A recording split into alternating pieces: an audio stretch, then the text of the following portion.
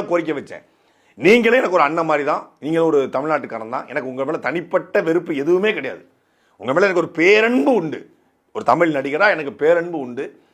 நான் எப்பவுமே உங்களை வெறுத்ததே கிடையாது. உங்க மேல விமர்சனம் கேள்விகள் தான் கேட்டுக்கிட்டு இருக்கேன். உங்களை எப்போ நான் வெறுத்தேன்? எப்பவுமே ப்ரோன்னு தானே கூப்பிடுறோம், அண்ணன் தானே கூப்பிடுறோம், சகோதரன் தானே பேசுறோம். நான் தான் சொன்னேன், எல்லாரும் இங்கே தான் பார்க்குறாங்க, சாட்டையை பார்க்குறாங்க, சப்ஸ்கிரைப் பண்ணிட்டு பார்க்குறாங்க, பெல் பட்டனி அமைக்க வச்சிருக்காங்க, நோட்டிஃபிகேஷன் உடனே போகும்.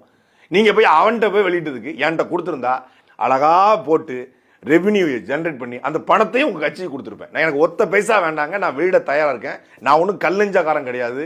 நான் அந்த படத்தை பற்றிலாம் எதுவுமே விமர்சனம் பண்ண மாட்டேன். படத்தை அழகாக சாட்டில் வெளியிடுறேன், ரெவென்யூ அப்படியே உங்களுக்கு டிரான்ஸ்பரண்டாக கொடுத்துட்றேங்க அப்படின்னு சொன்னேன். அந்த கோரிக்கை நீங்கள் நிராகரிச்சிருக்கீங்க. அப்போ ஏன் மேலே உங்களுக்கு ஒரு வன்மை இருக்குது. அது எனக்கு ரொம்ப பிடிக்கலங்க. நான் என்னதான் உங்களை விமர்சனம் பண்ணாலும் நீங்க என் மேல அன்பு காட்டிருக்கணும்.